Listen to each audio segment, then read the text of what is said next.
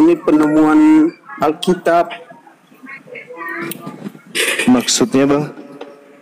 Yang kami tahu bahwa tadi yang saya cuma ngomong itu kalau Alkitab itu yang ditemukannya berasal dari penjajah. Itu bisa diterapkan ke kita. Soalnya kan kalau udah begitu kan saya rasa itu jauh dari pengalaman kita Bang, dari ilmu kita sebagai keimanan kita kekristenan itu bukan berasal dari situ Bang, dari penjajah itu. Jadi sekarang juga saya pengen tahu itu Abang dapat datanya atau keterangan itu yang benar-benar real itu dapat dari mana? Iya. Jadi seorang gubernur pada tanggal 4 Juni 18, Gubernur Jenderal Hindia Belanda bernama Stamford Raffles yang mendirikan dan meresmikan sebuah lembaga Bible di Batavia waktu itu. Batavia sekarang Batavia jadi yang mana? Batavia yang di Indonesia apa di mana ini Bang? Jakarta itu nama dulunya itu Batavia. Jadi pertama kali didirikan lembaga Bible di Batavia atau di Jakarta itu oleh seorang pimpinan gubernur. Sampai sekarang masih berdiri itu lembaganya Bang. Nah, lembaga itulah yang diwariskan kemudian ke agama Kristen. Enggak, maksudnya diwariskan diubah namanya apa gimana itu Bang? Tetap aja tadinya lembaga Alkitab sama hari ini juga begitu, lembaga Alkitab. Mohon maaf Bang, kami sebagai orang Kristen itu kami baru kali ini mendengar pernyataan seperti ini Bang. Jadi bukan kita mau ini, cuman kita pengen tahu itu, kita mau cari data-datanya itu seperti yang Abang bilang sekarang ini, karena kami butuh data-data seperti itu. Ya, jadi tak ajarin kalau gitu ya. Bukan masalah diajarin, bukan begini Bang, saya bukan mau diajarin di sini, cuman karena Abang ngomong begitu, kita bicara sesuai dengan real dan fakta data yang Abang terangkan ke kita. Soalnya kami mau mencari tahu juga, mau menelusuri. Habis Abang kasih keterangan dari ke kita, kami nanti mungkin kami akan konfirmasi ke pendeta-pendeta ini. Soalnya kami tidak berterima kalau misalkan apa ini, soalnya kan pernyataan ini baru.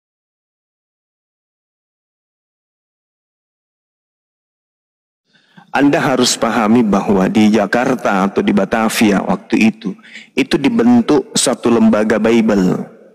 Lembaga Bible ini kemudian bersamaan dengan pemahaman kita terhadap lembaga Alkitab Indonesia secara menyeluruh, dulunya itu hanya lembaga Alkitab Jawa. Itu didirikan kemudian oleh Stamford Raffles, seorang yang duduk sebagai jenderal. Oke? Jenderal siapa? Bukan jenderal Indonesia, tapi jenderal Hindia Belanda. Nah, ketika kemudian terjadi pertempuran atas nama penjajahan, Jakarta Raya atau disebut Jawa dan sekitarnya itu digantikan pendudukan Belanda pada tahun 1816 sampai 1817. Jadi kemudian lembaga yang tadinya bernama Lembaga Alkitab Jawa ini diganti namanya menjadi Lembaga Alkitab Hindia Belanda, atau sebutan populernya adalah Lembaga Alkitab Batavia. Itu tahun 1816. Lalu kemudian jauh sebelum itu seorang pedagang POC bernama Albert Cornestrol yang atas biaya sendiri kemudian menerjemahkan atau menerbitkan Bible, Injil atau kitab yang Anda sebut Perjanjian Baru. Di antaranya dari 4 ini itu adalah Markus dan juga Matius. Markus dan Matius yang mana diterjemahkan kemudian ke dalam bahasa Melayu itu jauh sebelumnya. Pada tahun 16 tahun 1612 Masehi. Nah, dialah yang kemudian yang pertama kali menggunakan kata Allah dalam kitab Anda. Nah, bersamaan dengan diterimanya Republik Indonesia menjadi anggota Perserikatan Bangsa-Bangsa, tepatnya di tahun 1950, mulailah kemudian Protestan, beberapa tokoh-tokoh dari Protestan ini itu memiliki kemudian keinginan untuk mendirikan Lembaga Alkitab Indonesia, yang tadinya Lembaga Alkitab Batavia, Lembaga Alkitab Jawa, Lembaga Alkitab Hindia Belanda. Itu tahun 1950 mereka memiliki prakarsa kemudian untuk mendirikan sebuah lembaga yang disebut Lembaga Alkitab Indonesia. Resminya kemudian memiliki akte notaris sebagai satu lembaga atau yayasan itu 1954, tepatnya bulan Februari tanggal 9. Dari mana kemudian peresmian Lembaga Kitab Indonesia ini dibentuk, yang diresmikan tanggal 9 Februari tahun 1950 ini?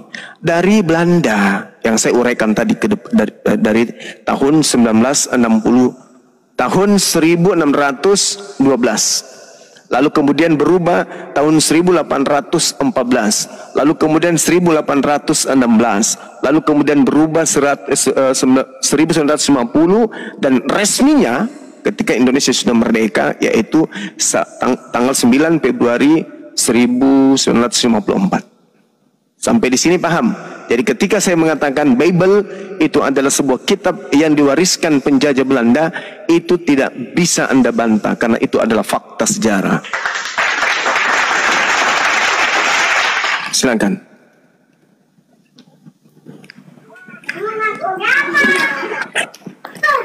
Udah cukup bang ngomongnya, nggak dilanjut lagi itu. Sudah. Nggak ada pelajaran lagi lain lagi dari abang itu selain itu. Sementara untuk itu kesimpulannya bahwa Belanda sebagai penjajah mewariskan Bible kepada Anda, lengkap dengan lembaganya atau yayasannya.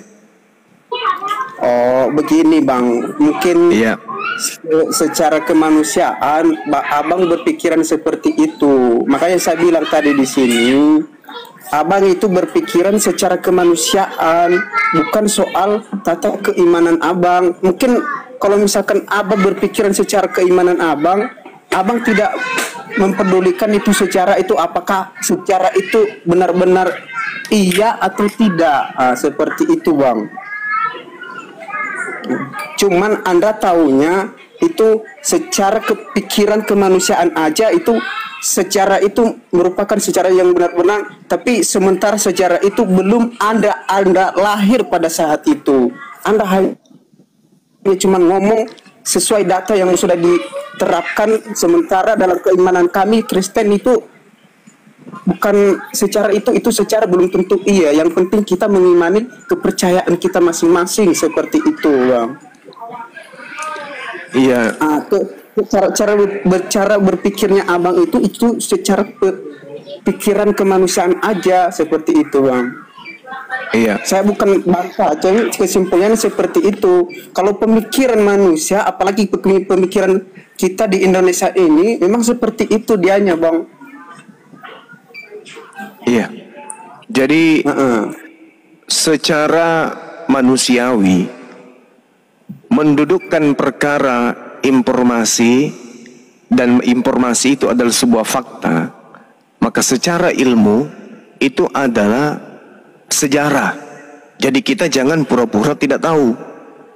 Yang sudah ditorehkan kemudian secara tertoreh di dalam perjalanan kehidupan manusia, maka secara ilmu itu jelas adalah sejarah yang tidak bisa kemudian secara manusia kita ngarang-ngarang dan pura-pura tidak tahu.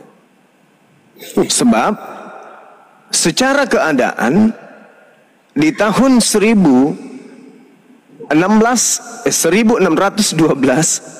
Masehi itu orang Belanda sudah lebih dulu kemudian dari VOC bernama Albert Cornelis Rule ini secara langsung ditulis oleh sejarah. Beliaulah yang pertama menerjemahkan kemudian Bible secara bahasa Indonesia atau Melayu. Jadi secara ini ya kita harus memahami bahwa bagaimanapun kita mau mengingkari, secara kebenaran itu adalah tidak bisa kita pungkiri. Meskipun secara manusiawi Anda menolak dan Anda pura-pura tidak tahu. keadaan itu. Ya, secara Anda sebagai seorang Kristen, ya saya maklum Anda pasti mau mengingkari secara sejarah. Tapi secara Anda mau ngomong sembarang atau ngomong tidak berdata, ya secara Anda Kristen, apapun boleh Anda sampaikan. Tapi secara sejarah Anda tidak bisa mengingkari itu. Begitu, Bung. Silakan. Oke Bang Juma. Bang Juma ngomong sejarah itu bisa kita realkan sesuai dengan datanya.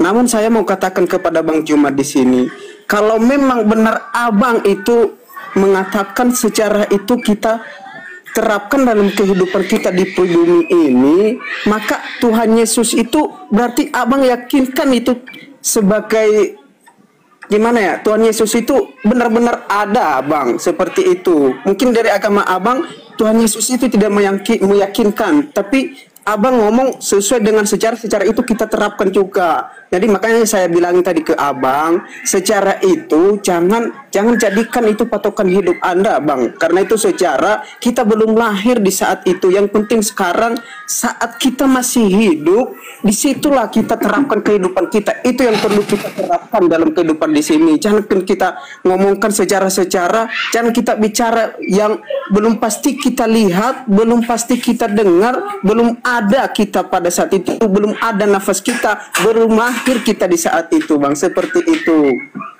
Iya. Jadi seperti itu, Bang. Berarti kalau misalkan Abang berdasarkan sesuai dengan yang Abang ucapkan itu sejarah itu kita jadikan hal yang real, berarti seakan-akan Abang itu mengakui, Abang itu meyakinkan Yesus itu benar-benar ada saat itu. Tapi cuman karena saya yakin Abang tidak pernah meyakinkan Yesus itu ada. Berarti kalau misalkan Abang mau mengaku Yesus itu ada, berarti Abang mengikuti sejarah itu. Ya jadi gini, Bang. Abang ini jangan pura-pura tahu. Jangan pura-pura tahu apa yang saya jelaskan kalau Abang tidak tahu. Secara yang saya jelaskan itu kan runutan sejarah terkait bahwa saya katakan agama Kristen secara histori itu adalah agama yang diwariskan penjajah. Secara fakta itu tertulis, secara sejarah itu tertoreh. Yang namanya sejarah adalah kejadian yang terjadi, itu sejarah. Apa yang kita lakukan hari ini itu adalah sejarah. Jadi secara akal sehat, ya Abang ini jangan pura-pura tahu kalau memang tidak ngerti, karena saya tidak sedang membahas Yesus. Yang kita bahas ini tentang apa yang diwariskan penjajah kepada agama Kristen. Secara fakta kita lihat bahwa Kristen ini memang adalah agama yang diwariskan penjajah. Begitu. Jadi secara sejarah betul. Ya, secara keadaan situasi betul. Secara iman betul, secara runutan betul, aliran kepercayaannya betul. Jadi secara yang saya maksud ini tidak bisa Anda pungkiri. Ya, Anda jangan pura-pura tahu apa yang saya jelaskan, pura-pura Anda tahu padahal Anda tidak ngerti gitu loh. Materi yang ingin kita bahas pada malam hari ini sebenarnya bukan itu. Yang kita mau bahas ini adalah siapa yang datang kepada Paulus ketika dia menuju ke Damsyik yang mengaku Yesus, akulah Yesus, manusia dari Nazaret yang kau aniaya. Itu loh yang ingin kita bahas. Secara itu sangat penting untuk mendasari kok bisa Paulus ini merubah dunia dengan mengajak manusia sesamanya menyembah kepada manusia. Sebenarnya siapa yang ditemui Paulus itu? Itu saudaraku. Silakan. Oh, berarti Abang ini sama halnya Abang ngomong pura-pura tahu, sementara Abang mengajak ini untuk mau tahu seperti itu. Jadi kalau Abang mau tahu seperti itu, Abang itu harus perlu yakin dulu. Abang harus yakin dulu. Ya, yakinin dulu bahwa itu benar-benar ada. Kalau misalkan Paulus seperti Abang tanyakan tema kita malam ini itu benar-benar ada, berarti Anda itu tidak perlu membahas seperti itu karena itu semua sejarah, Bang. Jangan terapkan hal-hal seperti menurut kita. Jadi begini Bang, saya juga sebagai, mohon maaf, sebagai agama Kristen, saya tidak perlu banyak berbicara seperti ini Bang, karena menurut saya kalau saya banyak membantah atau apa, karena yang saya tahu di sini dalam keimanan saya juga, saya cuma tahu kepercayaan dan keyakinan saya untuk siapa, seperti itu Bang. Tapi untuk masalah agama-agama lain saya juga tetap menghargai Bang, karena saya tahu itu mereka punya kepercayaan pribadi masing-masing, seperti itu Bang. Jadi intinya kalau menurut saya begini Bang, saya bukan mau memberikan ini ke Abang, mau mengatakan sesuatu. Kalau boleh, kalau misalkan orang lain punya kepercayaan masing-masing, cukup kita lihat dan cukup kita dengarkan saja Bang, karena perbedaan keyakinan itu kita tidak bisa pungkiri apakah keyakinan itu dia yang benar atau saya yang benar, seperti itu Bang. Cuman yang tahu itu cuma Tuhan yang di surga, seperti itu Bang. Saya bukan mengajarin Abang, saya tahu mungkin Abang senior dalam keagamaan. Saya tahu sebenarnya Abang senior dalam keagamaan Abang. Cuman kalau misalkan di saya, mungkin saya bisa terapkan ke Abang, tapi jangan seperti di live seperti ini ya. Saya bisa jelaskan seperti hal-hal yang Abang tanyakan ini secara tatap muka ke Abang lebih detail. Jelaskanlah dulu keimananmu Bang, jangan selalu secara. Coba jelaskan keimananmu biar kita tahu di sini semua. Diskusi aja yang ringan Bang. Tambah panjang nih Bunda. Ini giliran Mbak Juma ini. Gini Bunda, kalau saya jelaskan di sini Bunda, buat apa sebenarnya? Saya mau tanya buat apa saya jelaskan, sementara perbedaan keyakinan kita itu sangat. Ya udah gantian Bang. Gantian karena udah panjang Mbak Juma lagi ya. Oke, silakan. Ya. Iya. Kristen itu adalah agama syiar. Syiar artinya agama yang harus tablik. Agama yang harus disampaikan kepada manusia. Mau dia agama Islam, mau dia belum agama, mau dia Buddha, Hindu, yang jelas mereka wajib hukumnya kemudian menjadi Kristen. Di mana tertulis Markus 16. Barang siapa yang percaya baptis ke saya tentang agama saya Bang, soalnya saya apapun yang Abang jelaskan ke saya itu sama sekali saya tidak masuk akal Bang, karena itu yang Abang jelaskan ke saya itu saya tidak berterima Bang, kecuali kalau orang yang menjelaskan ke saya itu orang-orang yang benar-benar sama keimanannya sama saya berterima Bang. Makanya saya bilang saya tidak perlu. Ya udah dengerin dulu gantian dong, kan Bang Juma belum kelar. Ya Bang Juma kan belum kelar. Oke? Enggak, maksud saya, tapi jangan jelaskan tentang keimanan saya Bang, atau kekristenan saya ke saya. Kalau misalkan jelaskan ke Abang, silakan saya tinggalkan live ini, baru Abang jelaskan dan saya akan keluar. Udah kalau begitu, nanti Bang Juma menjelaskan skincare aja. Udah. Bang Juma menjelaskan skincare aja deh. Iya. Nah, jadi jangan dijelaskan Bang. Saya di. Oke, jadi gini Bang. Gini,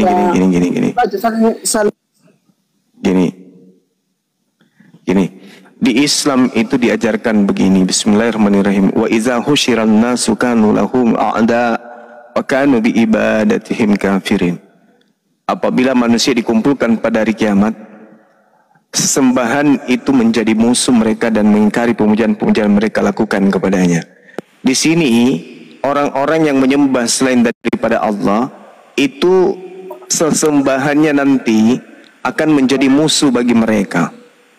Dan sesembahan yang mereka sembah selain daripada Allah itu akan mengingkari pemujaan-pemujaan yang mereka lakukan. Nah, kami tidak mau keturunan kami mengalami hal tersebut. Maka kami harus mengajarkan kepada mereka bahwa di luar Islam itu sesat, di luar Islam itu neraka. Itu faktanya. Sedangkan ada satu agama di luar Islam yang mengajarkan kemudian umat Islam untuk menjadi pengikut agamanya. Apa itu? Agama Kristen. Sedangkan Al-Quran mengatakan iyad'una min dunihi illa inatha wa iyad'una illa syaitana marida. Yang mereka sembah di luar Islam. Saya bahas Al-Quran, Anda enggak terima. Bahas Bible, Anda juga tidak terima. Bahas sejarah, Anda juga tidak terima. Jadi mau ngapain kita ini? Tidak pernah masuk di akal saya Bang, karena Abang itu cuma berbicara sesuai dengan keimanan Abang di sini. Kalau Abang saya berbicara mengenai keimanan saudara, Anda tidak terima. Bicara keimanan saya Anda tidak terima. Jadi Anda maunya apa? Anda maunya apa? Bahas sejarah nggak masuk, bahas Kristen nggak masuk, bahas Islam juga nggak masuk. Jadi kita bahas apa? Kingker. Ya udah, makanya dengarkan saya ngomong. Saya udah ngomong ke abang, bukan. Ya udah, kita bahas aja deh bagaimana lulus emisi apa enggak gitu aja deh. Pak, gini, dengarkan dulu bang. Siapa bang hostnya? Jangan dimati-matiin. Nah, gini bang, saya cuma mau ngomong. Saya udah ngomong tadi ke abang. Ya, jangan mubasir. Saya mau ngomong. Tadi sudah saya ngomong. Jangan mubasir. Langsung aja poinnya. To the point aja langsung. Ya, Anda mau ngapain? Gini. Saya tadi udah ngomong ke abang, makanya saya bilang buka sedikit telinga abang. Saya udah ngomong, abang jelaskan tentang agama saya. Saya baru berterima kecuali kalau yang jelaskan ke saya itu orang yang sama imannya kepada saya. Ini saya sudah dengar itu. Saya sudah dengar itu dan saya sudah dengarkan itu. Makanya dan saatnya saya membahas agama saya. Ini karena mau menjelaskan agama. Terus saya harus menjelaskan apa, Cak Ayu? Saya harus jelaskan apa di sini? Kalau abang Anda maunya saya menjelaskan apa? Struktur tanah yang layak dijadikan perumahan Banyumak itu aja nggak apa-apa. Nah, makanya abang itu, kita bahas perumahan kita biar laku. betul. Ya udah. Ini kenapa ini mai saya di op-opkan ini? Ganti aja yang lain. Nah, iya, lebih baik seperti itu. Makanya kalau misalkan kita itu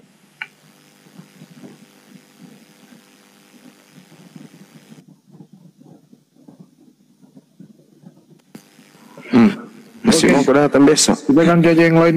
Karena dia dijelaskan sejarah nggak masuk. Dijelaskan bagaimana perjalanan Paulus ke Damsik nggak masuk. Dijelaskan Islam nggak masuk. Tinggal dijelaskan bagaimana menggali kubur dengan baik kayaknya ini masuk nih.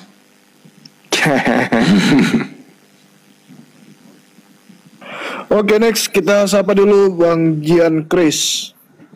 Selamat malam, Bang Gian Kris. Silakan. Selamat malam. Malam Bang. Malam. Gimana kabarnya Bang? Damai sejahtera. Alhamdulillah, Kristen emang ya. Ya, ini malam ini ada Sultan kita Bang. Katanya kalau diskusinya bagus, nanti mau diberikan skincare. Abang berminat? Kalau nggak berminat sih nggak masalah. Saya berminat, mau dapat hadiah atau enggak juga nggak ada masalah. Ya, baik Bang. Silakan Bang. Pertanyaannya apa? Mungkin kita lanjutkan diskusi yang tadi saja ya, Bang. Siapa tadi? Kita bisa bahas sedikit kan mungkin Bang terkait tadi. Iya, silakan. Terkait dengan tadi kan ada narasi kalau Kekristenan itu kan warisan dari Belanda kan kira-kira seperti itu. Mungkin bisa diulangi Kak Bang, dasarnya apa ya dengan pernyataan itu? Ya, dasarnya bahwa penjajah memang memboncengi misionaris masuk ke Indonesia ini. Dan gereja-gereja yang berdiri itu kan kebanyakan peninggalan Belanda. Di kota saya ini banyak sekali gereja peninggalan Belanda, Bang. Artinya penjajah yang bernama Belanda itu mewariskan rumah ibadah. Dalam hal ini mewariskan kepercayaan yang sama seperti agama yang saudara anut hari ini, gitu Bang. Oke, terus kalau Abang sendiri, Abang percaya nggak kalau orang Indonesia ada yang jahat, ada yang baik? Begitu juga dengan orang Belanda, ada yang jahat, ada yang baik. Abang setuju nggak dengan pernyataan saya? Kalau yang disebut penjajah itu kurasa nggak ada yang baik, Bang. Namanya penjajah.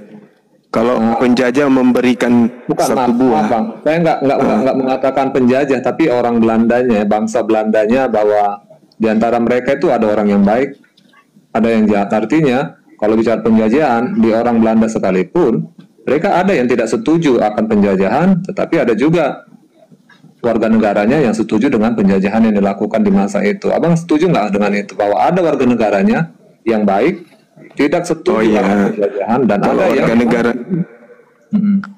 warga negara Belanda yang baik sudah pasti tidak ikut menjajah. Ini yang kita maksudin, yang menjajah ini, yang menjajah yang datang ke Indonesia sudah pasti tidak ada yang baik, namanya penjajah.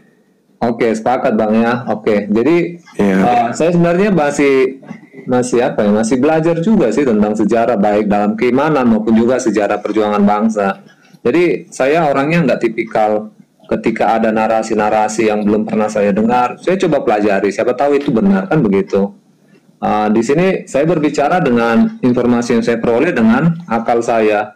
Jadi kalau tadi Abang katakan bahwa kekristenan itu adalah pengajaran yang dibawa oleh Belanda, itu saya jelas nggak setuju Bang. Karena apa?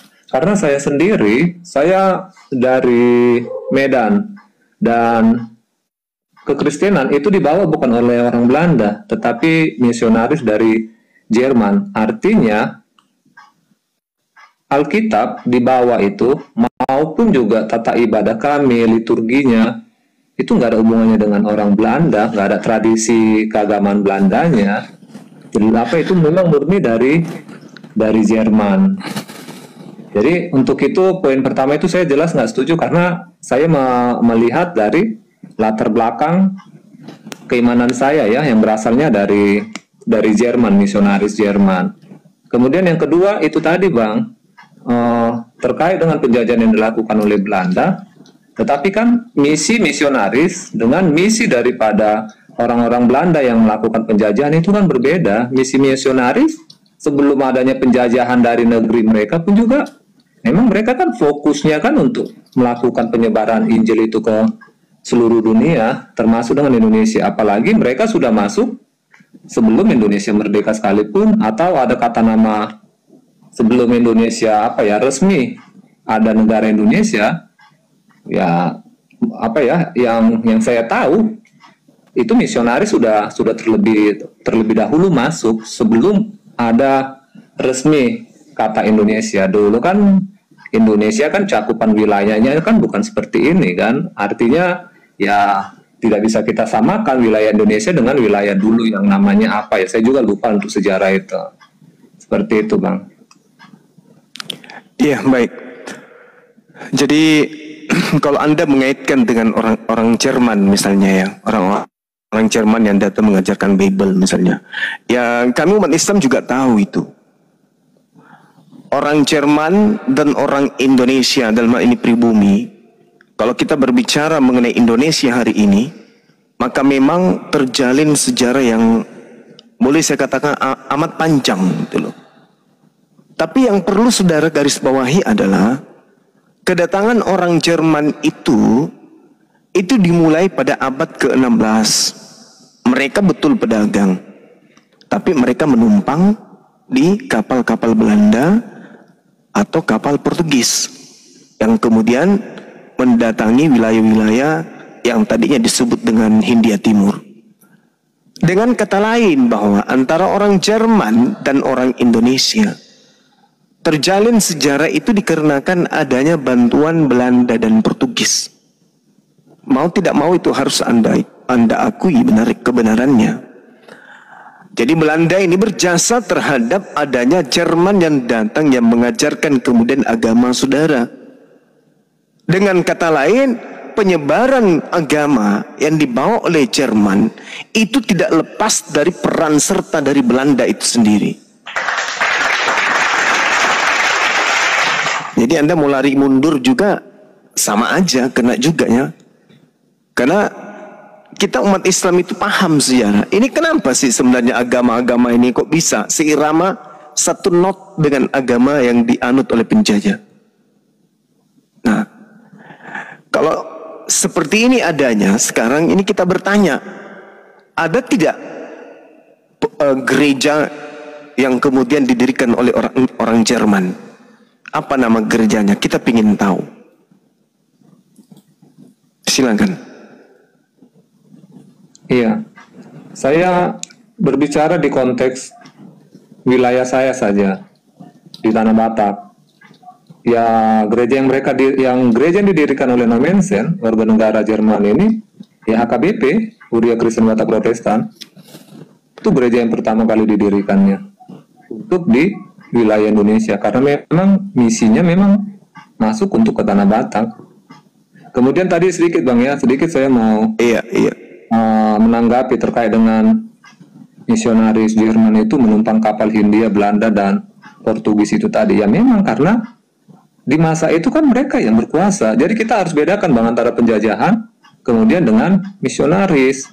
Jadi mereka nggak ada, maksudnya mereka nggak ada punya tujuan yang sama. Tidak, itu berbeda. Misionaris penjajah yang itu pun juga penjajah di masa itu kan yang dilakukan Belanda itu kan membawa nama perusahaan ya, mereka melalui perdagangan juga. Itu yang saya paham dari sejarah. Sekalipun ya, saya tetap tidak mendukung Belanda atas segala perbuatan yang dilakukan, karena ya saya punya orang-orang tua dulu, kakek-kakek nenek saya dulu ya ikut mengalami penyiksaan itu tadi kalau saya mendengarkan ceritanya. Tetapi kita harus kita harus bijak membedakan antara misionaris dengan penjajahan Belanda. Jadi ini tidak mereka tidak berboncengan. Ini punya misi yang berbeda-beda seperti itu. Dan misionaris itu sebelum ada niat daripada Belanda untuk menjajah Indonesia pun mereka sudah ada, dan mereka sudah lebih dahulu untuk memiliki tujuan melakukan misi penginjilan untuk di wilayah Indonesia. Hanya saja kebetulan bersamaan dengan penjajahan yang dilakukan oleh Belanda maupun juga Portugis. Itu sejarah yang saya baca. Ya, kita tahu ya bahwasanya Belanda itu masuk ke Indonesia itu di kisaran abad ke-15, tahun 1500 sekian gitu ya. Kemudian nanti gencar-gencarnya itu di abad ke-16. Anda tahu nggak pertama kali kemudian HKBP ini mendirikan gereja yang disponsori kemudian Jerman? Itu abad keberapa? Yang pasti tahunnya di tahun 1800-an. Ya, berarti Belanda lebih dulu masuk kan ke Indonesia. Iya, Ya, itu dia makanya. Nah sekarang pertanyaannya, ada nggak kerjasama antara Jerman dan juga Belanda dalam hal ini? Mereka tidak punya kerjasama, tapi terkait dengan mereka harus menumpang kapal untuk masuk ke beberapa daerah di Indonesia, ya memang karena yang menguasai di masa itu kan orang Belanda, dan mereka kan nggak punya permusuhan antara Indonesia dengan warga negara Jerman kan. Dan kebetulan juga orang Belanda juga kan mereka mayoritasnya Kristen, tetapi kita nggak bisa melihat bahwa penjajahan itu mewakili daripada pengajaran dari agamanya. Enggak. Sampai sekarang sendiri pun kita lepas dari penjajahan, bukan berarti orang Kristen tidak ada yang melakukan penjajahan secara ekonomi kepada sesamanya orang Kristen, kan bukan berarti. Jadi kita nggak bisa memandang bahwa sikap yang dilakukan orang Belanda itu mewakili daripada pengajaran orang Kristennya. Jadi ketika orang Belanda dengan orang Jerman, para misionaris maupun juga misionaris yang lain, ada misionaris orang Belanda, ketika mereka diberi izin, diberi tumpangan kapal, tetapi kan mereka bukan mempunyai misi yang sama kan, misi yang sama, ayo kita menjajah, sekaligus kita menyebarkan agama Kristen. Enggak seperti itu. Karena kalau mereka punya iman yang teguh, mereka pasti tidak akan melakukan penjajahan, karena dalam pengajaran itu sendiri pun kan dilarang kan untuk melakukan pembunuhan, penyiksaan kan dalam pengajaran Kristen.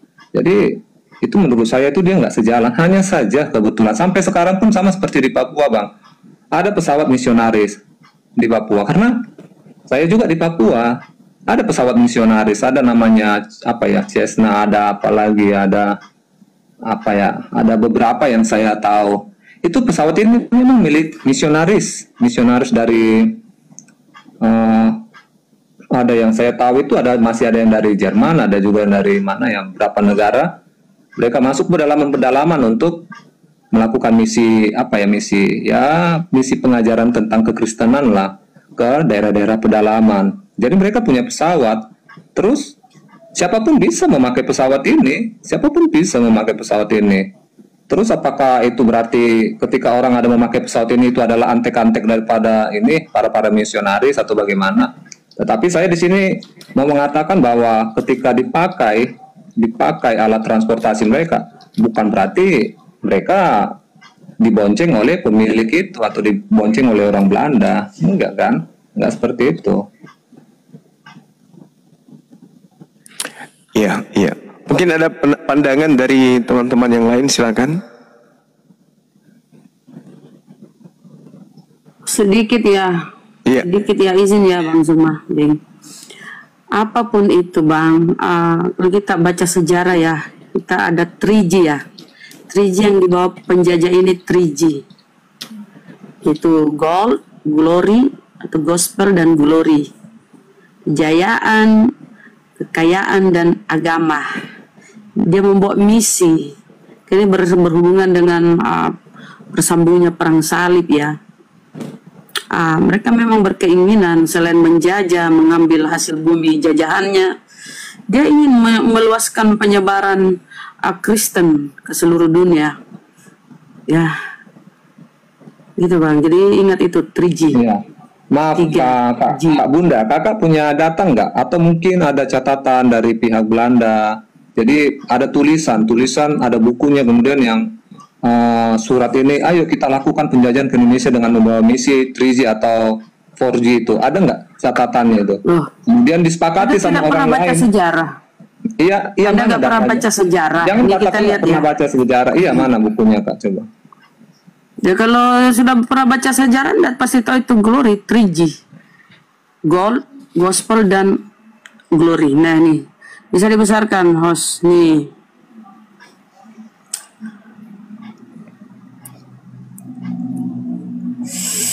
Ilustrasi arti gold, ada kecil tulisannya ya. Glory, gospel. Ini Yakub, ini orang Kristen punya ya. Jadi itu bukan rahasia, itu sudah bukan disembunyikan itu. Gold, glory, gospel merupakan semboyan kemenangan yang dibawa oleh bangsa Eropa tatkala melakukan penjelajahan samudra. Sejak abad ke-15 Masehi, bangsa Eropa telah melakukan penjelajahan samudra. Mereka mengusung misi gold, emas, gospel, Bibelmu ya, glory, kejayaan, yang kemudian memunculkan praktek imperialisme serta kolonialisme. Oke. Dalam situs e-modul kemdikbud.go.id, semboyan 3G, ini 3G ya Bang ya, memiliki arti masing-masing, yaitu gold berarti mencari kekayaan dengan cara berdagang, gospel artinya penyebaran agama ya, penyebaran agama gerejawi, dan glory yaitu mencari kejayaan dengan meluaskan wilayah jajahan. Oke? Ini sejarah. Jangan cuma dengar khotbah Bapak Gereja, perkaya literasimu dengan baca-baca sejarah bangsa ini ya, bahwa kita 350 tahun dijajah oleh Belanda. Misi apa mereka yang dibawa itu 3G.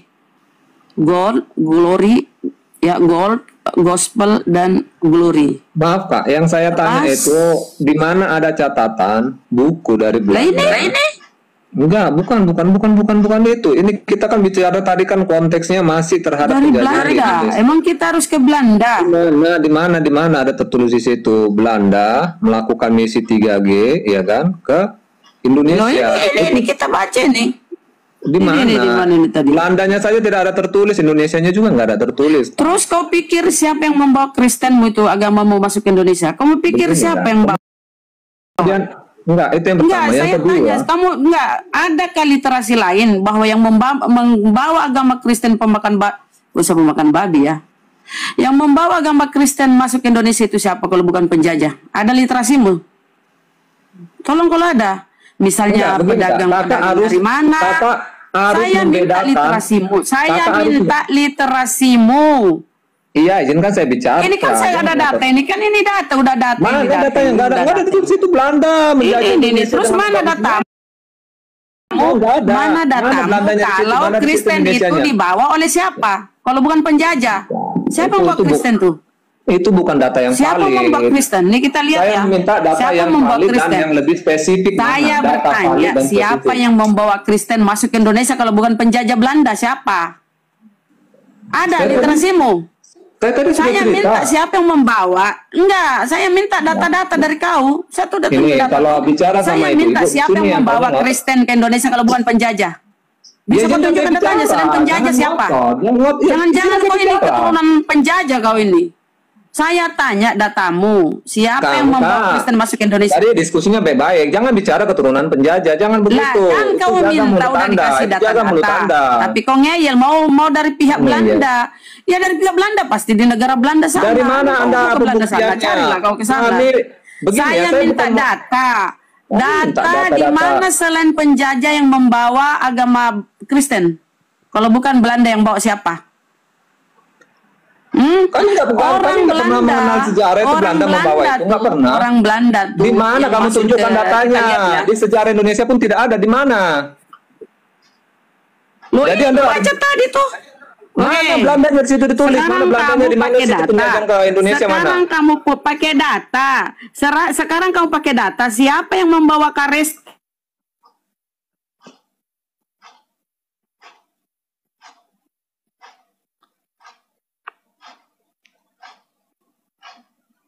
Mengelak ya, kau malu mengakui kalau agamamu dibawa penjajah. Sekarang tunjuk data siapa yang membawa agamamu itu, pemakan babi. Itu tunjuk datanya. Bukan masalah malu-malu. Pembuktianmu mana? Kalau kau mengingkari, kalau penjajah yang membawa data-data Gini, kita gantian bicara ya. Silakan kakak bicara. Nanti kasih saya waktu bicara. Iya. berteman Silakan kau ya, bicara. Nanti silakan. saya Tunjuk bicara. data. Gantian. Tunjuk data. Silakan. Saya minta data ya. Saya nggak mau dengar ucapanmu. Saya minta data. Selain Belanda yang membawa Kristen masuk ke sini, ingat Belanda menjajah kita 350 tahun. Jangan-jangan dulu nenekmu pengkhianat, pengikut Belanda. Kau membela mana sekarang? Mana Kristen itu dibawa masuk ke Indonesia bukan oleh Belanda? Tunjuk datamu. Kristen masuk ke Indonesia, kita buka data siapa yang menerjemahkan tuh ya? Dari Belanda Sudah, kamu sudah bisa gantian bicara. Bicara tapi minta data ya. Kalau kau nggak ada data, kau diem. Anda pun juga nggak punya data. Data kok. di mana Kristen? Di mana datamu? Coba Lah tunjukkan di saya situ minta bahwa datamu Belanda kan kau datang ke tidak mau. Indonesia. Saya membawa bilang, pengajaran Kristen. Di mana? Glory itu 3G. Saya kan udah tunjuk data tadi 3G. Gold, Glory. Itu kamu hanya Gold, berusaha untuk Gospel, mencocok-cocokkan dan data Glory. saja. Lah sekarang perbandingan datamu mana? Pembandinganmu ya, penyangkalanmu mana? Tunjuk. Untuk membantah data saya, tunjuk kau. Jangan cuma bacot kau, Oten. Terus dasar kau kafir. Belanda yang membawa agamamu masuk ke Indonesia. Tuh, sudah 350 mulai tahun goncang kita kok. Itu dijajah. karena Anda sudah mulai goncang kenapa makanya kau- Anda kenapa ngomong kau sudah Kristen? sembrono. Tanya, gini, tanya nenekmu dulu. Tanya nenekmu. Nek, kakek, kok kita Kristen ya? Jangan-jangan kakek dulu teman Belanda. Jangan-jangan dulu kakek berkhianat terhadap bangsa ini. Kamu gini. Kakekmu. Gini kalau Anda tanya ngotot. kau nenekmu, enggak. Tanya nenekmu dulu. Malas. Jangan kau nenekmu dulu. Kenapa gini? Kakek, kok kita bisa Kristen ya? Padahal Kristen Anda itu itu masuk di Indonesia nampak dibawa oleh diskusi Belanda itu nggak penjajah. berbobot, ngerocos terus. Tanya Enggak dulu berkelas. nenekmu. Anda diskusinya nggak Kakekmu. berkelas. Silakan Anda bicara. Kok nggak ada data, Diskusi Anda kok nggak bisa berkelas. Itu pembuktian. nampak Anda sudah mulai Ya, kebingungan. pembuktianmu Itu sebagai mana? bukti orang Kalau kebingungan. bukan Belanda yang membawa Jadi ngerocos Kristen. saja. Woi, pembuktianmu, kafir. Pembuktianmu mana kalau bukan Sudah Belanda mulai yang membawa mengkafir-kafirkan orang Kristen? coba. Anda juga Ya, dalam memang iman kau kami kafir. Anda kafir, tapi Ya, nggak kau perlu kita kafir. mengkafir-kafirkan. Ya kau kafir itu Ya menutup kamu diri juga kayak kau kafir ini. juga. Di Alkitab Loh, juga ada saya istilah bilang, kafir, tapi nggak kau perlu itu kata kafir, kau mengkafir-kafirkan. curi masuk ke dalam Bibelmu. Kafir itu menutup diri. Sekarang penyangkalanmu mana? Kau bantah data saya. Sekarang tunjukkan mana datamu kalau Kristen itu bukan dibawa oleh penjajah. Kamu suruh Kristen pembuktian itu agamamu ya pemakan babi dibawa penjajah. ngerocos nih. Belanda. Jadi kalau orang-orang sudah 350 mulai tahun kita kebingungan, dijajah Belanda itu begini, agamamu ngerocos dibawa oleh terus. Belanda penjajah. Tunjuk Tunjuk ngerocos datamu kalau terus. kau menyangkal kan simple toh.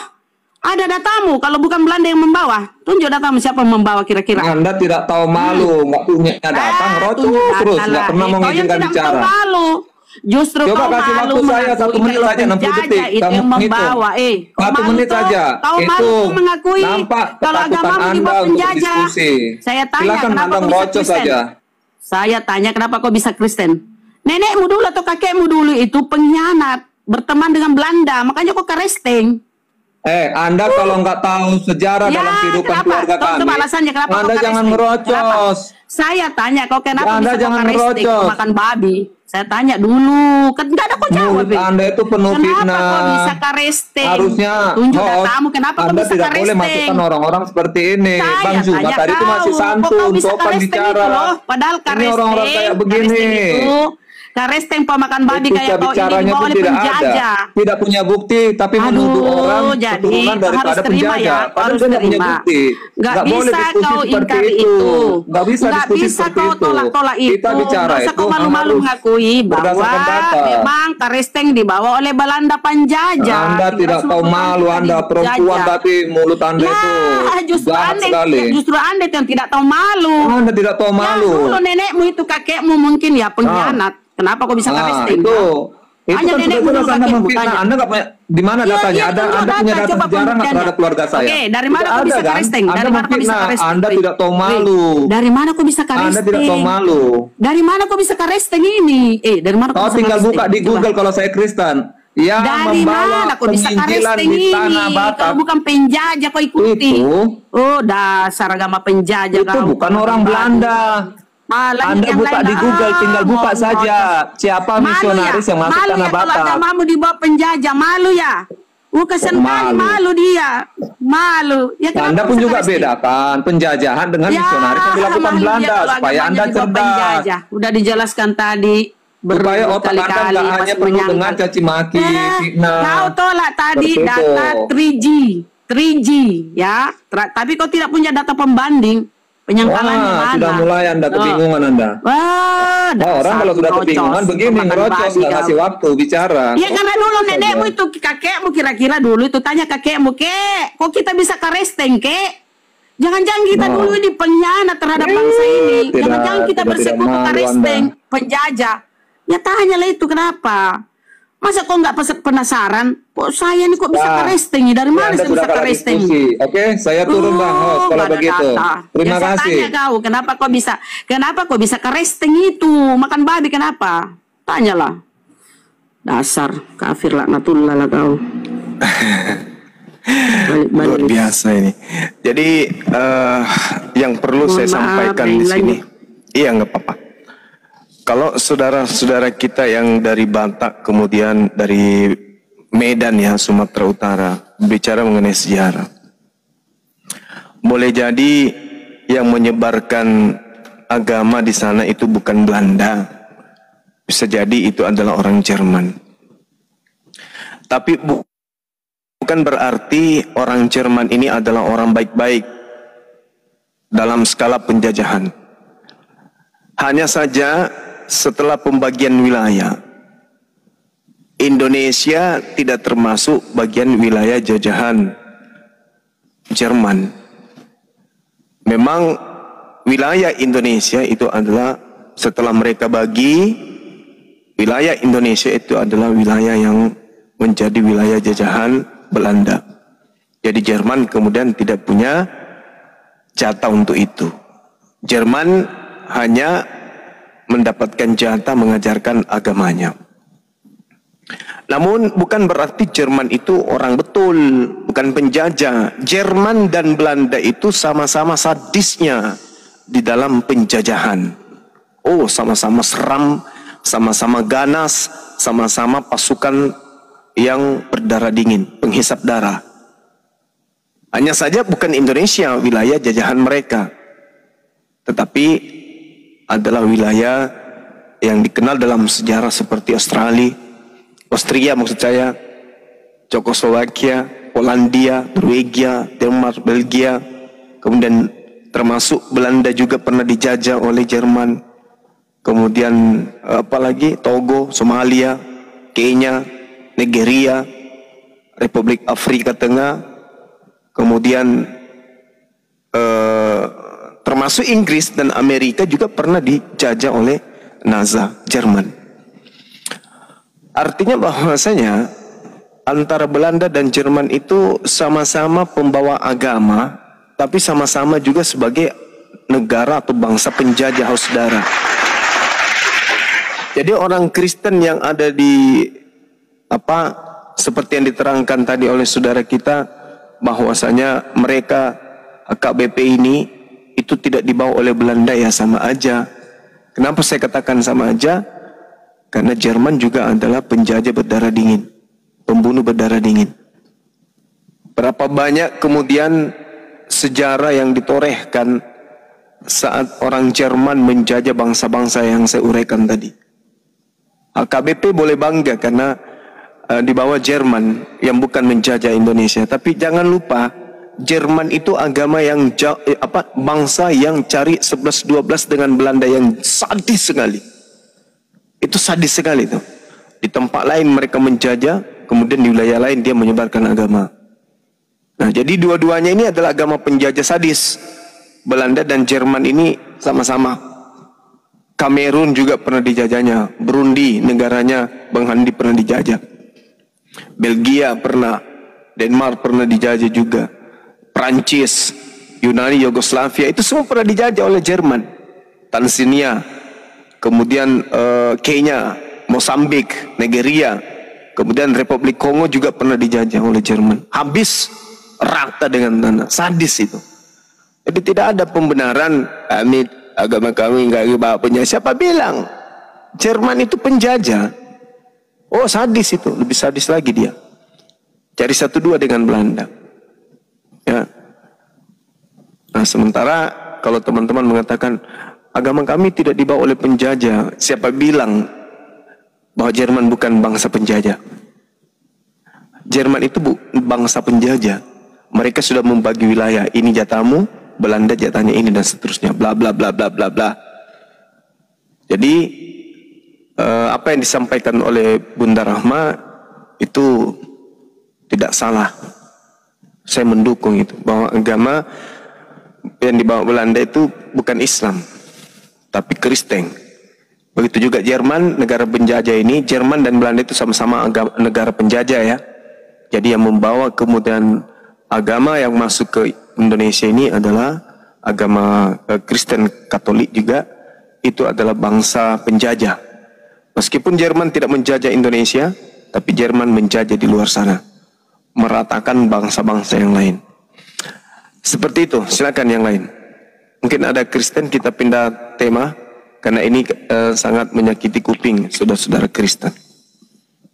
Ya, saya tambah sedikit mungkin ini. Ya, silakan. Begini.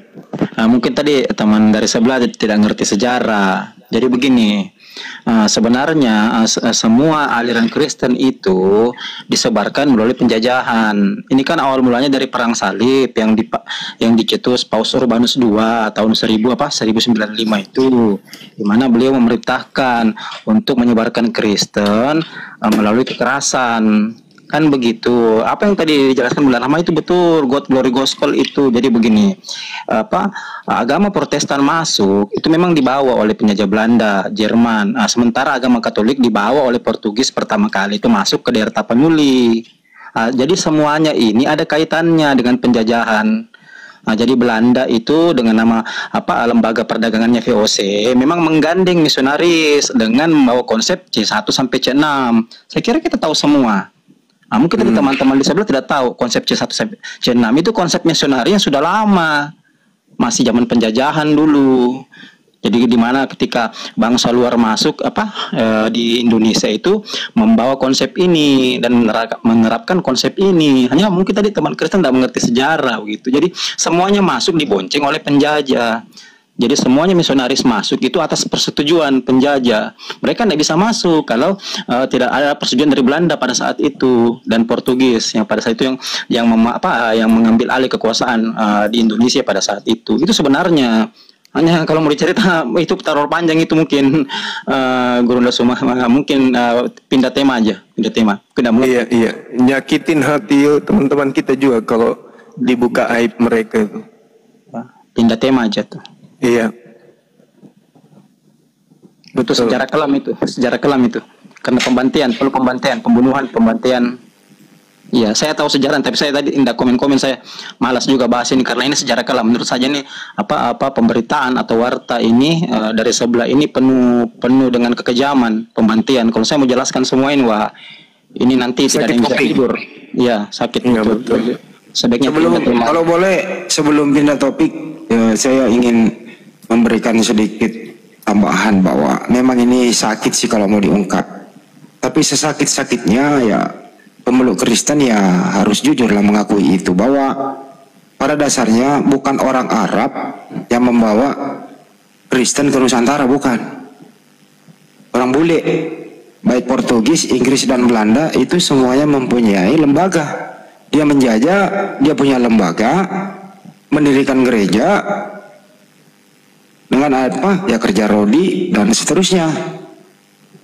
Kemudian setelah hengkang dari Republik ini, lembaganya yang disebut tadi Banjuma, Lembaga Alkitab India Belanda, diwariskan menjadi sekarang Lembaga Alkitab Indonesia. Jadi LAI ini warisan dari Belanda penjajah, nggak bisa dipungkiri, itu sejarah loh. Memang sakit, tapi apa boleh buat, harus diterima. Itu sih dari saya tambahannya. Mohon maaf telah menyakiti Anda dengan sejarah. Makasih. Saya mau datang besok.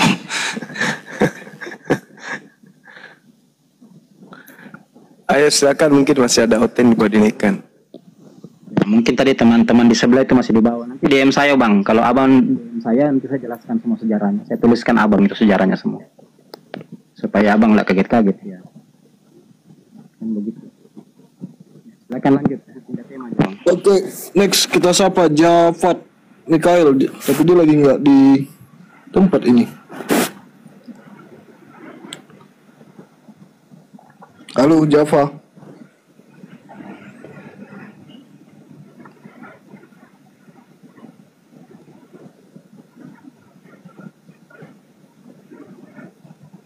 Halo. Atau kita sapa dulu Sera Roger. Selamat malam Sera. Assalamualaikum Waalaikumsalam warahmatullahi wabarakatuh. Bang, maaf kita terima yang Kristen dulu ya, karena kita mau diskusi dulu. Nanti yang Muslim. Ya, sedikit bang, tambah dikit ya. Intinya tadi Kristen itu dia tidak mau dikatakan bahwa agama Kristen itu agama penjajah, itu aja esensinya.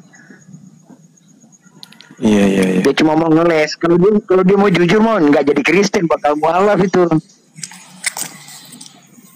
Lanjut. Ya oke Bang ya, terima kasih Bang. Selamat malam. Assalamualaikum. Next, Bayona Burju. Halo. Ya, halo. Kristen ya Bang? Halo.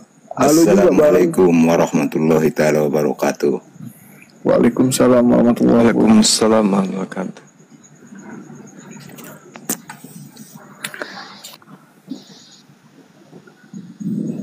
Assalamualaikum. Waalaikumsalam warahmatullahi wabarakatuh. Bang Jumannya sehat? Sehat Bang. Alhamdulillah. Bang ini Bang aku cuma sekedar informasi. Ya, halo Bang Suma. Iya, dengar Bang, dengar. Nah, tadi ku tengok di grup ini kan, kalau yang masuk punya marga, jadi anggapannya udah oten, tidak Bang Suma. Di Sumatera Utara ada dua suku, yang satu suku Batak, satu suku Mandailing. Kalau suku Mandailing ini Bang Suma mayoritas Islam. Kami di Mandailing ini juga punya marga sama dengan orang Batak. Lantaran kami berdampingan dengan suku Batak. Iya bang, maaf saya izin jawab.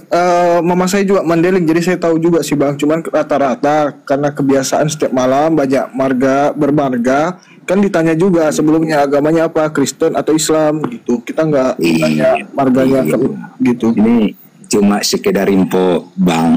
Iya Iya, bang. sip. Masya Allah, makasih bang. Bang Juma tahu kan pesantren Mustopawiyah terbesar di Sumatera Utara? Biasa dengar. Itulah di tempat kami lah itu Bang Juma, Oh. di Mandailing Natal. Mandailing Natal, oh Masya Allah. Iya, kalau bisa Bang Suma pun nggak apa berkunjung dulu ke Mustopawiyah. Iya, Jumpa iya. sama santri Mustopawiyah. Iya, iya, Biar iya. Bang Masya Juma tahu Mandailing Natal ini kan. Di sini mayoritas Bang Juma. Memang di sini orang bermarga semua Bang Juma. Iya, iya, iya. Masya Allah. Iya pak, oke pak, terima kasih pak ya. Luar biasa bang. Makasih informasinya bang. Mudah-mudahan sehat terus dalam lindungan Allah Subhanahu wa taala. Amin. Dilancarkan segala urusan, dijauhkan dari malapetaka. Amin. Amin ya Rabbal alamin. Assalamualaikum warahmatullahi taala wabarakatuh. Waalaikumsalam warahmatullahi wabarakatuh. Next kita sapa dulu Bapak Zai. Zai, selamat malam. Nggak ada orangnya ya. Oke, next kita sapa Pak Esau aja kalau gitu. Selamat malam Pak Esau. Ya, selamat malam. Ya Pak, gimana kabar Pak? Baik-baik. Ah, Assalamualaikum Bang Juma. Iya, silakan Bang Esau. Iya Pak. Ya gini Pak, saya menanyakan suatu tentang hal yang memang agak sedikit merujuk kepada suatu pemahaman. Saya mengambil memang dari suatu hadis ya Pak ya. Cuman yang saya pahami hadis ini memang selalu berdasarkan kepada kitab suci yaitu Al-Quran. Di dalam tafsir Ibnu Katsir ini Pak. Yang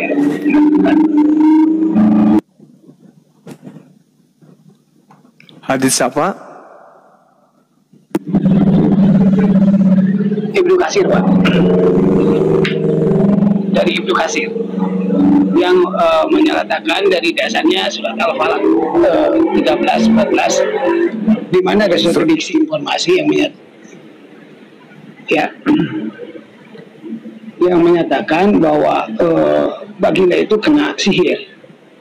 Nah, apakah literasi ini adalah suatu pemahaman yang benar atau memang sesuatu yang sifatnya ambigu? Karena berdasarkan apa yang saya pahami dari apa yang saya dapatkan untuk informasi tentang suatu bentuk sihir itu adalah sesuatu yang memang sifatnya magic gitu ya, atau ya Anda tahu sendirilah. Iya. Dan apakah ini memang benar peristiwa ini terjadi atau memang hanya suatu tafsir aja yang memang tingkatannya apa benar atau hasan atau maudhu gitu dari suatu pemahaman ini? Karena seorang yang memang beriman, pemahaman saya, kalau orang memang menyatakan dirinya adalah sebab yang saya tidak tahu itu apakah peristiwa itu terjadi itu sebelum beliau diangkat jadi nabi atau memang sesudah jadi nabi, dari tafsir yang disihirnya ini begitu Bang Ivan. Iya. Jadi terkait dengan hadits yang menerangkan kemudian Nabi Muhammad Sallallahu Alaihi Wasallam itu kena sihir. Jadi di dalam hadits memang diceritakan itu ya, bahwasanya Rasulullah Muhammad Sallallahu Alaihi Wasallam itu sakit ya, dan kemudian sakitnya itu dikarenakan kena sihir. Tapi bukan berarti Nabi Muhammad Sallallahu Alaihi Wasallam itu gagal dari kenabian, ya, justru itu menguatkan kami umat Islam bahwa Rasulullah Muhammad SAW ini itu pernah mengalami gangguan di dalam misi dakwanya.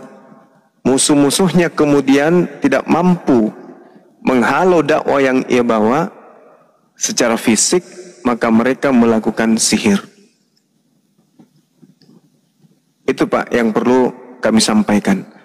Artinya bahwasanya Rasulullah Muhammad SAW itu juga adalah manusia biasa. Ya, tidak ada masalah dengan itu. Hanya perlu pendalaman materi terkait ini, bahwasanya peristiwa tersihirnya Nabi Muhammad SAW itu disebut dalam surah Al-Falaq seperti yang saudara sampaikan. Maka satu-satunya cara kemudian bahwasanya umat Islam untuk berlindung kepada sihir itu harus selalu senantiasa berlindung kepada Allah. Itu Pak, Rasulullah SAW itu kena berdasarkan dengan Al-Quran surah Al-Falaq di ayat ke-4. Jadi itu nggak ada masalah. Justru dengan adanya keadaan itu, Allah kemudian mewahyukan surat tersebut bercerita tentang bagaimana Rasulullah Muhammad SAW kena sihir. Jadi kena sihir itu tidak menggagalkan kemudian kenabian beliau. Nah, sedangkan yang ingin dibahas atau yang ingin kemudian dipecahkan atau ingin disampaikan kemudian oleh orang-orang yang menghujat baginda Rasulullah Muhammad SAW itu adalah bagaimana menggugurkan kenabian beliau. Padahal itu tidak sama sekali. Qul a'udzu birabbil falaq. Katakanlah wahai Nabi Muhammad, aku berlindung kepada Tuhan yang menguasai waktu subuh atau fajar. Min syarri ma khalaq, dari kejahatan makhluk yang diciptakan. Wa min syarri ghasiqin idza waqab, dan dari kejahatan malam apabila telah gelap gulita. Wa min syarri naffaatsati fil 'uqad, dan dari kejahatan perempuan penyihir yang meniup pada buhul-buhul talinya. Wa min syarri hasidin idza hasad, dan dari kejahatan orang yang dengki apabila ia dengki. Jadi hikmat terjadinya kejadian itu adalah supaya kami umatnya itu harus betul-betul tidak memandang remeh, tetapi menyadari akan adanya kejahatan yang senantiasa mengintai. Jangankan kepada kami, kepada Rasulullah Muhammad SAW saja itu kena. Maka kami harus senantiasa berserah diri kepada Allah. Makanya ayat ini menjelaskan Qul a'udzu birabbil falaq. Katakanlah wahai Nabi Muhammad, aku berlindung kepada Tuhan yang menguasai subuh atau menguasai waktu fajar. Dari mana? Dari kejahatan makhluk yang Dia ciptakan. Wa min syarri ghasiqin idza waqab, dan dari kejahatan malam apabila gelap gulita, dan dari kejahatan manusia. Wa min syarri naffaatsati fil 'uqad, yang kemudian manusia yang dalam hal ini adalah para penyihir yang meniup pada buhul-buhul talinya. Jadi nggak ada masalah Bang. Kalau Rasulullah kena sihir itu pelajaran kepada kami bahwa jangankan kita, Rasulullah aja kena, maka kami umat Islam harus senantiasa berserah diri kepada Allah. Jangan sombong, jangan ponga, jangan merasa diri hebat, tetapi harus bersandar kepada Allah. Jadi kalau Nabi kami kena sihir, sekali lagi itu wajar. Kalau ada yang menghina, ada yang menghujat tentang itu, ya kalau Nabi kami kena sihir itu wajar, maka saya katakan apakah wajar Tuhan dibunuh oleh manusia? Nah itu, silakan. Baik, begini Pak. Karena saya berpikir begini, saya tidak akan suatu hal yang memang sifatnya menghujat, tidak. Justru menguatkan saya bahwa ada satu metode yang memang beliau ajarkan dan sampai sekarang juga masih digunakan tentang untuk menolak sesuatu magic atau sihir ini. Di mana yang saya pahami umat muslim itu mengenal dua metode penyembuhan, yaitu ruqyah dan bekam. Nah, saya titik tolak lagi ke ruqyah. Nah, Kenapa? Ini adalah suatu literasi yang memang untuk menghalau serangan sihir atau magic yang ya sama setan lah atau jin. Apakah ini menyangkut hubungannya ke sana tentang metode suatu penyembuhan melalui bacaan di suatu pemahaman di Quran, begitu Pak Bang Juba? Iya, kalau metode penyembuhan itu juga sudah ada dalam Islam itu Bang, sudah diajarkan. Ruqyah itu sudah ada, sudah diajarkan memang. Maka salah satu hikmah itu tadi, betul, adalah pengobatan dengan cara ruqyah untuk mengusir roh jahat pada diri manusia.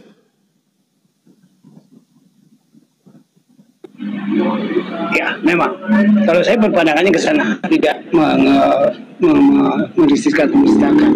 Karena itu ada suatu cobaan di mana seorang pemimpin, apalagi sebesar Baginda, pasti adalah yang berniat. Jangan kan menyihir membunuhnya pun banyak, cuman gagal semua. Mungkin ya, karena memang Elohim melindungi dengan beberapa sifatnya yang agung. Cuman pertanyaan saya hanya berdasarkan kepada literasi, bahwa sihir ini pasti akan terkalahkan oleh metode yang memang Baginda ajarkan atau memang saya katakan dengan metode ruqyah ini. Karena metode itu yang saya pahami datang dari Jazirah Arab.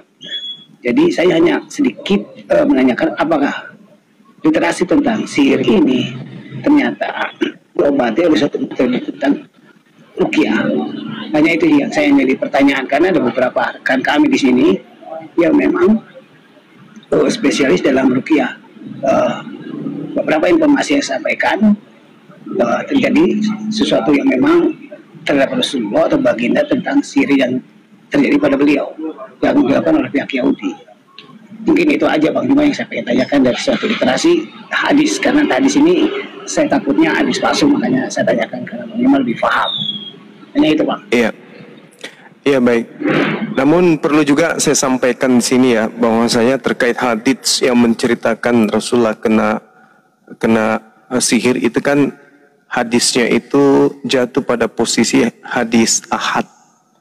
Ya, hadis ahad ini sendiri dalam kaidah ilmu hadits itu tidak bisa dijadikan sebagai dasar dalam persoalan-persoalan akidah. Sehingga ada beberapa ulama kemudian yang menyatakan dengan pasti bahwasanya terlindungnya Nabi dari pengaruh sihir terhadap akal beliau itu jelas merupakan persoalan akidah yang tidak bisa dibantah kecuali dengan sesuatu yang meyakinkan. Artinya kalau sihirnya itu membuat kemudian akalnya rusak atau terganggu, itu mustahil. Karena dalam aspek ini Rasulullah kemudian adalah satu-satunya manusia yang diutus untuk menjelaskan Al-Quran. Jadi kena sihirnya, kalau misalnya ada orang yang mengatakan kena sihir sampai dia ada gangguan kejiwaan dan seterusnya, itu mustahil. Kenapa? Karena hadis ahad hanya menghasilkan perkiraan. Perkiraan itu artinya azan bagi orang yang menganggapnya sahih. Sementara bagi orang lain yang memiliki bukti bahwa hadis ahad tersebut tidak sahih, maka golongan ini kemudian sama sekali tidak bisa menjadikan hadis tersebut sebagai hujjah apapun yang terjadi terhadap diri Rasulullah. Ya, maka karena itulah kemudian sihir itu ada, dan kemudian pernah Rasulullah Muhammad SAW itu disihir. Ya, bukan berarti saya mengatakan bahwa Rasulullah Muhammad SAW kena sihir menggugurkan kenabian beliau. Jadi menurut saya hadis tentang tersihirnya Nabi Rasulullah Muhammad SAW ini adalah hadis ahad. Jadi sedangkan hadis ahad ini tidak bisa dijadikan dasar dalam persoalan-persoalan akidah. Seperti itu Bang. Jadi tak ada masalah terkait dengan Rasulullah dengan sihir tersebut. Justru manfaat daripada informasi yang muncul kemudian terkait dengan surah Al-Falaq ini menjadikan umat Islam sebagai pelindung, ya, sebagai pelindung dari setan dengan merujuk kepada keberadaan Allah dengan membaca ayat-ayat dari surah Al-Falaq. Makanya di Islam itu dianjurkan sebelum tidur dan sesudah bangun tidur dianjurkan membaca Qul huwallahu ahad, Qul a'udzu birabbil falaq dan Qul a'udzu birabbin nas untuk perlindungan kepada segala sesuatu yang jahat kepada Allah. Demikian, Bang. Baik, terima kasih informasi Bang Juman. Jadi artinya pengobatan atau penyembuhan secara ruqyah itu memang benar adanya ya, dan memang itu secara informasi kesejarahan itu ada sebagai pengusir orang-orang yang memang terkena gangguan jin. Hanya itu yang saya aman tentang dari surat Al-Falaq itu. Ya, baik. Terima kasih Bang Juman. Ya, salam alaikum. Waalaikum.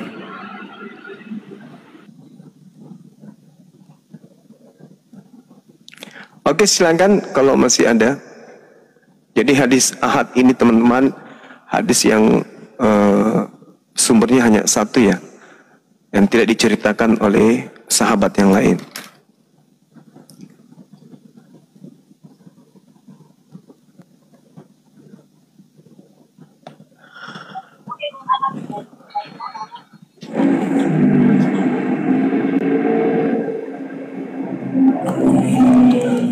Next. Assalamualaikum warahmatullahi wabarakatuh. Waalaikumsalam warahmatullahi wabarakatuh. Udah turun sih itu mau bertanya. Salam kenal Bang Zuma. Saya ini Salam kenal. penonton setia Bang Zuma ini. Alhamdulillah. Alhamdulillah gara-gara nonton debat Bang Zuma dan rekan-rekan saya mulai tertarik juga dengan berdebat ini. Salam kenal Bang, saya dari Bengkulu Bang Zuma ya. Bengkulu, ya, ya. Sumatera apa itu? Sumatera Utara bukan? Sumatera bagian selatan. Oh iya, baik. Iya. Abang di Makassar, Bang ya? Iya, betul. Iya, Bang. Ya, Bang, alhamdulillah udah terima kasih dengan host sudah mengundang saya. Saya memang dari kemarin ini mau ngobrol-ngobrol dengan Bang Zuma ini. Cuman belum ada kesempatan gitu. Ini alhamdulillah udah bisa ngobrol malam ini Bang. Insyaallah. Ya, saya tinggal di Tangerang Bang. Kalau ada ke Jakarta, boleh kita ketemu-temu Bang. Baik, baik, insyaallah. Tangerang, dekatnya ya, Jakarta. Iya. Salam sama keluarga di sana Bang. Baik, baik, insyaallah. Tangerang itu dekatnya sama Mata. Iya, betul. Kita tetap semangat ini, mendukung abang-abang nih. Amin. Pokoknya maju terus Mang, jangan gentar. Ribu kona balak na bener ramah. Dengkulek. Iya.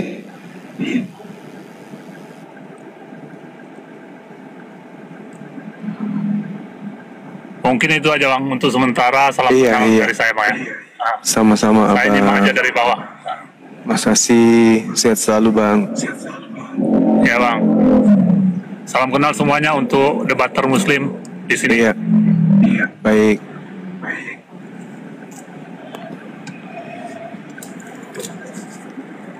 Saya izin turun dulu Bang Zuma ya dan rekan-rekan ya. Iya, makasih Bang. Hati-hati di jalan. Oke Bang. Assalamualaikum warahmatullahi wabarakatuh. Waalaikumsalam warahmatullahi wabarakatuh.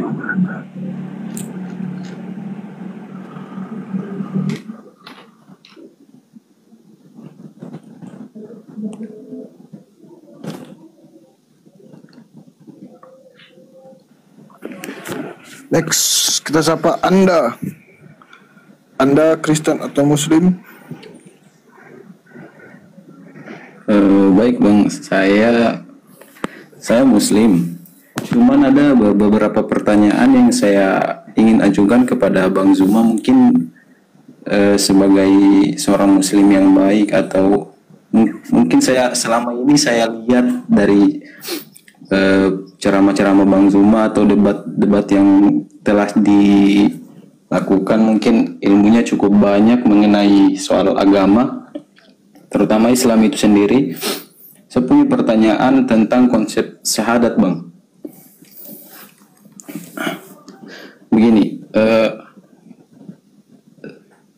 syahadat itu sendiri merupakan kesaksian kita bahwasanya tidak ada Tuhan selain Allah. Namun perlu kita ketahui lagi bahwa syahadat itu kan kita bersaksi. Sebagaimana kita ketahui syahadat bersaksi itu kita harus sebagai saksi kita harus menyaksikan suatu perkara itu atau melihatnya, paling tidak merasakan suatu peristiwa itu.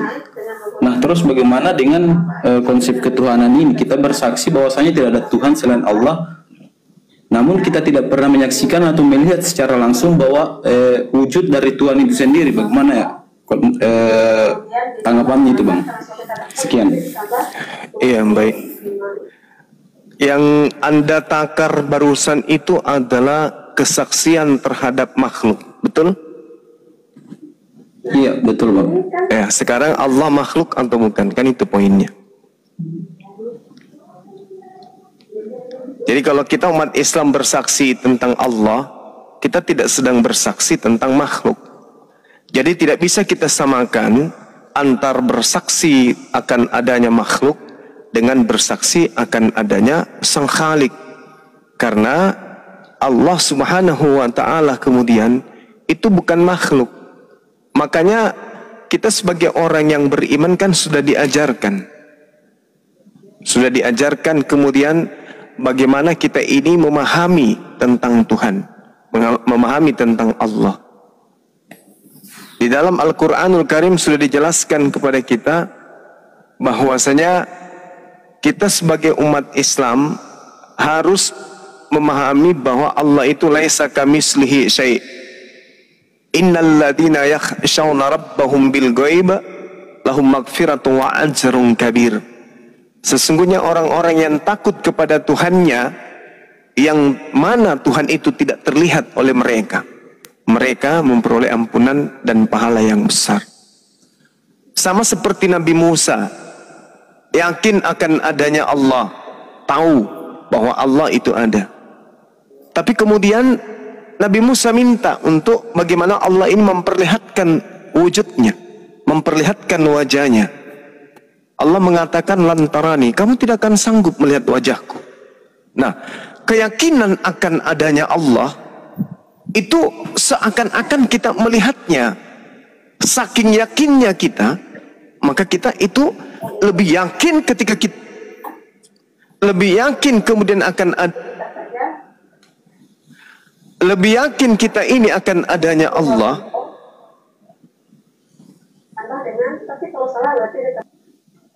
dibandingkan kemudian terhadap sesuatu yang ada di penglihatan kita. Seperti misalnya kecantikan. Kecantikan seorang itu bisa nampak oleh wajah, tapi itu pudar. Berarti kesaksian kita itu masih lemah nantinya ujungnya. Saya bersaksi orang ini cantik, tapi bisa mudar. Apa itu? Rupa-rupanya kesaksianmu itu sekarang nggak berlaku lagi. Kenapa?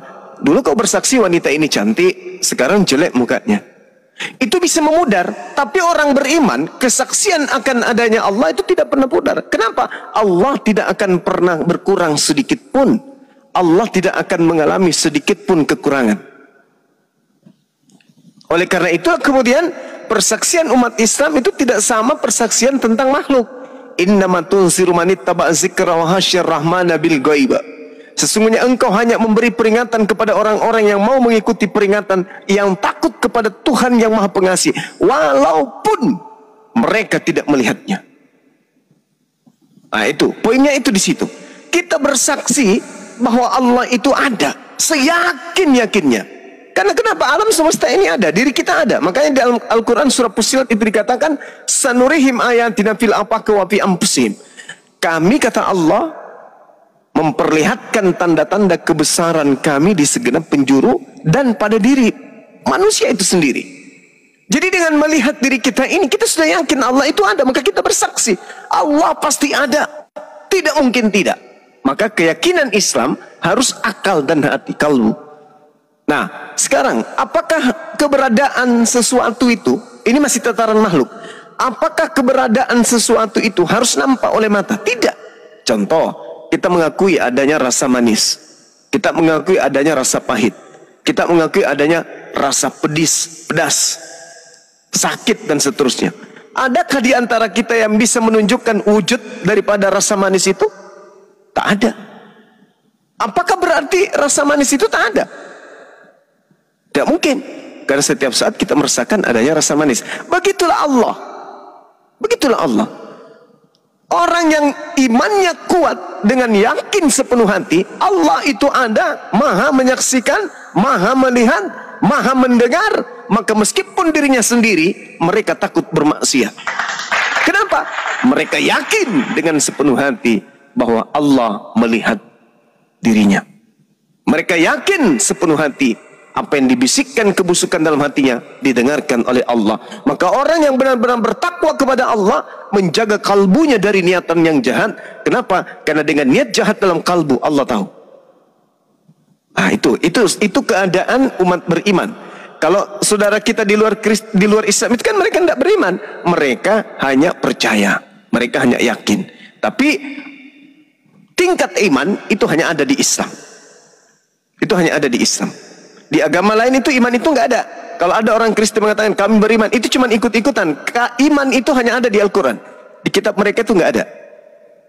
Nah, sehingga ketika umat Islam bersaksi tiada Tuhan selain Allah, karena Allah itu tidak makhluk, bukan makhluk, laisa kamitslihi syai', maka umat Islam mempersaksikan adanya Allah meskipun Allah itu tidak makhluk, bukan makhluk. Makanya orang bertakwa itu menjaga diri, lisannya, menjaga perbuatannya dari hal-hal tercela. Kenapa? Karena mereka yakin bahwa Allah itu ada. Nah, yang paling dekat pada diri kita adalah akal. Saya bersaksi bahwa saya punya akal. Salah tidak? Betul. Saya bersaksi, saya punya akal. Nah, orang akan mencari, mana akalmu? Mana akalmu? Saya kok tidak melihat. Di mana akalmu? Kau bersaksi ada akalmu, sementara kamu tidak melihatnya. Apakah berarti orang yang tidak melihat akalnya tidak tak ada?